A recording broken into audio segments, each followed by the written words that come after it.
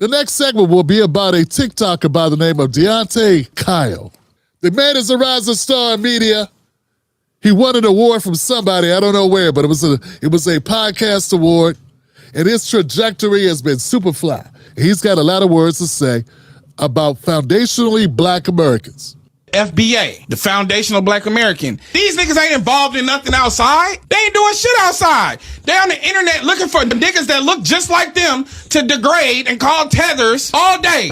I don't see these niggas doing no work against none of these fucking Nazis, none of these fucking Klansmen, nothing. All I see is them niggas calling out other black people all day. He's gonna say a lot of N-words. I hope you guys are okay with that. All right, now, that's his first argument, fam, and I'm not going to rebut. I'm just going to write these down. FBA calls out black people. What? That's his first point. Let's keep going. That's divisive as fuck.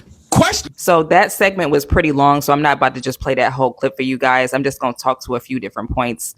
First of all, he's talking about FBA as if it's a group or an organization, which it's not. It's just adding the word foundational to Black American does not turn it into some organization or some group. If you don't want to call yourself foundational, you don't have to. But it's the same. It's another word for the exact same thing. Okay. It's just like saying Black American. You're just adding foundational to it. Nobody had an issue when we were calling ourselves African American. You know, for some reason, people like to be able to control the narrative of what we call ourselves, how we identify ourselves, whatever. But another point that I wanted to make too is he's talking about how we're not out here doing anything and we're just online arguing with people. But Deante isn't doing anything different. Like, he's doing the exact same thing that the rest of us are doing, which is what? Sitting here, talking to a camera and giving his opinion on shit. Giving his opinion on different topics. He's not doing anything more than that. And then another part of his segment, he said that as soon as people start talking about mass communal practices and unity, then that's when we have a problem with it. And that's not how this started. This back and forth did not start with one person going online talking about being unified and being loving and mass communal and black unity. That's not how this started. This started with disrespect, and it just kind of kept going back and forth from there.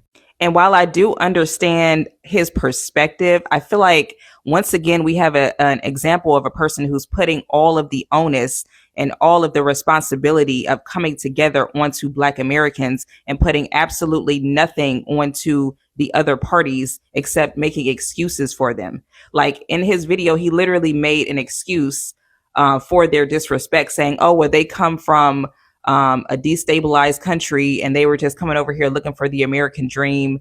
And so I'm not about to go back and forth, with somebody who's coming from a third world nation or something like that. He said, matter of fact, I'm going to play that clip for y'all. And the business of colonization better than anybody. These niggas is brainwashed. I'm not going back and forth with no nigga that come here from another country in search of the American dream when I know this shit is a nightmare. I'm not going back and forth with no nigga that think he's gonna get some favor from these white people. I see you niggas that's born in America do the same shit. Michigan head coach. That nigga ain't no tether. Stephen A. Smith ain't a motherfucking tether. How many niggas have we seen tap dance and degrade black people that are from America, born in America? When niggas do it from abroad, I don't say it's an issue with them. I know that they're brainwashed by the system because they went through colonization over there just like we went through it over here. Why the fuck is they leaving Africa? Because Europeans are destabilizing their countries, inserting capitalist dictators, fascist dictators in more democratic socialist societies, toppling governments, and then so basically their disrespect is excusable because they're brainwashed and they went through colonization just like the rest of us. So why are you giving them an excuse or a pass for being disrespectful to us? Like, we're just supposed to just turn the other cheek and be the bigger person and not putting any type of onus on the opposite party. It's like, oh, well, basically just let these motherfuckers slap you in your face and you just supposed to look, just turn the other cheek, be the other person and continue to want to unify with them and shake hands with them, even though they're being disrespectful, because you know what? They don't know any better because they're colonized. They're destabilized. And my thing is, we're fucking destabilized too. He even said it, like coming over here thinking that you getting the American dream, knowing that this shit is a nightmare. We're all fucking destabilized. This high ass rent, these high ass prices for everything, high ass food. Everybody is destabilized. But for some reason, you're giving grace to somebody else, but then yelling and screaming at Black Americans about being unified with people who you just said are brainwashed, but we're supposed to somehow get past that. Ain't no way in hell I'm gonna give a grown ass adult an excuse of, oh, well, they just didn't know any better. The didn't know any better excuse, we save that for the kids. We save that for the children. The grown ass adults have to take accountability for their actions, because when you're being disrespectful, you know exactly what the hell you're doing. She said a lot of good points here. I gotta say, first of all, when you're that excited like Deante was about expressing himself, it makes me wonder where it's coming from. Why are you so pissed off? Why is he so lit? Now, I know why I'm lit sometimes. Sometimes I look into my comment section, I see somebody say something, and it triggers me, because it's like, I'm doing all this talking, I'm saying all this shit, and then I see a comment. Sometimes it's off topic that totally disagrees. I totally disagree with. I'm like, damn, and then I go down that road. I should not. Maybe that happened to him, so I'm not going to say that, I'm not sure what triggered him to be yelling and hollering and screaming about what black people need to do. We don't need to do shit except say black and die. And it seems like Deante is one of those people that thinks we need to go outside and fight ICE. And now they fund ICE with hundreds of millions of dollars they probably don't pay taxes on, to agitate, violate, kidnap, and murder tax-paying U.S. citizens. His original rant was more about that shit. It was about, you're not fighting these colonizers, you're not fighting these Nazis, you're not fighting ICE. No, we're not. You got a good point. We're not fighting ICE. So why does FBA, Foundational Black Americans, us Black Americans that are from America, Black Americans, born in America, parents born from America, blah, blah, why are we calling out other groups? We're calling out other groups because those other groups are surpassing us in many ways through help from the system. Many of them come over just like migrants and get all types of government subsidies, aid from the system that puts them in certain positions. And they also tend to fall in line with the negative, racially biased bullshit. And also the system uses them to upend Black America and put Black America further behind. That's enough of a reason. I don't care if they meant for that to happen. I do not give a shit if these people have that intention. I'm telling you what the end result is. And if that's the end result, I feel we have every right as Black Americans to comment on that, to push back on that. In fact, I feel like that's an obligation of us to push back on that. I feel the same way about migrants coming to this country. I don't care if you are black skin, brown skin, or yellow, or any skin color person coming to America that is upending Black America, that's toppling, damaging the labor, or being able to replace Black Americans in any way. That's a problem for me. It just is. Period. I think we need to focus more on America, because Americans, Black Americans, and Americans in general are behind the 8-ball. I did an expansive video covering all the ways in which many Americans, 40% of America can't afford a $400 emergency. If they had a $400 emergency, they would have to sell something or borrow money from a friend. Fam, that's enough reason for anybody to be calling out anyone, particularly people that come to the country and shit on us in the process. That's a problem.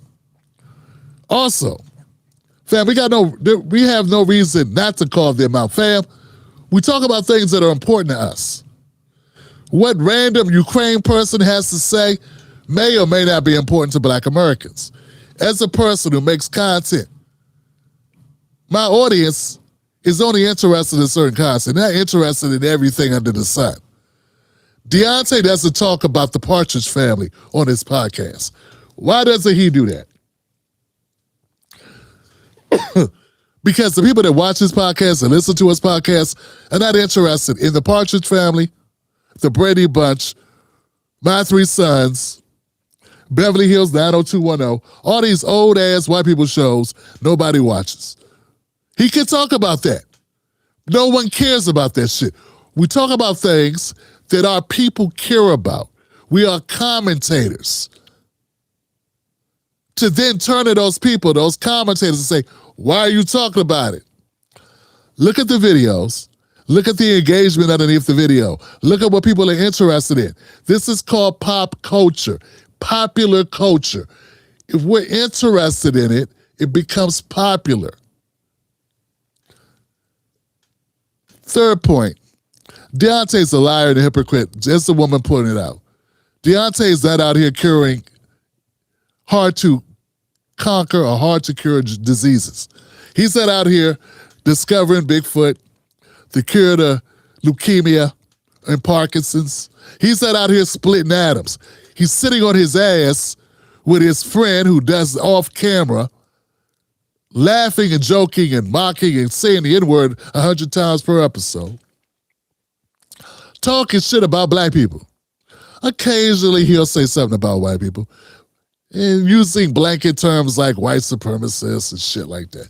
But most of the time, he talk about black people and black people's shit. Okay? He's doing the exact same thing, and he ain't changing the world by doing it. Okay? He's not fixing the troubled masses. He's helping one troubled mass, and that would be himself. Okay? That's what he's doing. When he got the award for his podcast, it wasn't because he had saved a bunch of crippled children. It wasn't because he took in 1,000 homeless people and put them in homes. It's because he had a podcast people were listening to. Who does that benefit most? Him. So, you're a big-ass hypocrite to be a person talking on a microphone and collecting money from it, and then shitting on other people who are talking on a microphone and collecting money from it. And quiet as it's kept, most of the people that are doing activist work that you see online are doing what? Talking in a microphone and getting some type of sustenance or compensation from doing it. That's what they're doing. Now, some people are helpful. Some things can be beneficial. I'm not saying that. Information that helps people. But it's a bit hypocritical, man, for you to say, oh, these people shouldn't be doing it. Yeah. Last but not least, I'm not a part of any organization. I'm a part of a group of people called Black Americans. Black Americans, as of late, have started considering themselves, referring to themselves as foundationally Black Americans. It doesn't mean I'm worshiping anybody. It doesn't mean I'm a part of an organization.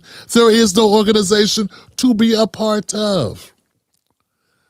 I like the term because I agree the term clearly defines I was born here, my parents were born here, their parents were born here, their parents were born here. And I'm claiming those people that have been here almost 10 generations back. That's as far as I think we've traced in this country, whose parents grew up under Jim Crow, right, and the black codes. And that's something for me. That's a bit of pride and history that I'm sharing with people that are from a like background. And we have certain struggles and certain experiences that we share, that we could talk about and relate about. It's not I'm not anti-African or anti-Latino. I'm economically want to empower my people because that's where we have the most pain. How can Black Americans, Black foundational Americans, because see, that's the whole point. The foundational are people that have been here. You could be a Black American and just got here, became a citizen, and you're Black, and now you're an American. But when you say foundationally Black American, that signals that you've been here quite some time. And that matters because the entire country and all of the Democratic Party are trying to co-opt and use our blackness for all types of shit, but none of it helps us. So it's important that we use our blackness in a way that helps Black Americans, foundationally Black Americans. And that's the distinction. It doesn't mean I have issues with you, Jamaican person, West Indian person, Puerto Rican person, Asian person, Chinese, Japanese, Thai, whatever, Filipino, Irish person. It just means this is me. This matters to me. I have pride in this. This is my heritage. These are my ancestors, and this is my story. It's not Idris Elba's story. It's that Damson Idris story. Okay? It's that Issa Rae's story. It is that. It's not Barack Obama's story. But it is my story and the story of my people.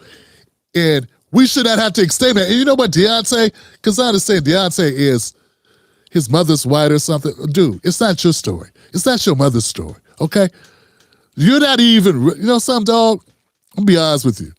You are not even in a position to even dictate to us or even critique us. Not really. You half white telling foundational Black people what they should be able to say and do and how we think. Shut up. You know what I'm saying? Just shut up, dude. Because as I think about it, me responding to this video is kind of goofy because your opinion doesn't matter and you're not African, you're not a Black American. I mean, you're a Black American, but you're not a foundationally Black American. You have no right. Your mama is a white lady from Nebraska or some shit. Right? So, of course, you're going to feel differently about it. You feel like it's divisive because somebody at some point said something when they saw your mama was white. Maybe that's where this is all coming from. Dude, you wouldn't be saying shit of Jews or Latinos or whatever other ethnicity was telling some other ethnicity, hey, watch your step, stay over there. You know, that shit happens with Koreans, North Koreans, South Koreans, Thai, Japanese, Chinese, Vietnamese. Like, there are separation between those groups because they have distinct cultures. And you know what you would never do, Deante? You would never make a video shitty on them for having distinct cultures and having pride in their cultures and standing on business because there are certain things that happen to the Vietnamese that did not happen to Japanese, right? You would never utter a word. Why? Because it's none of your motherfucking business. And they deserve to have pride and to stand on business for the issues that concern them, which don't fucking concern you.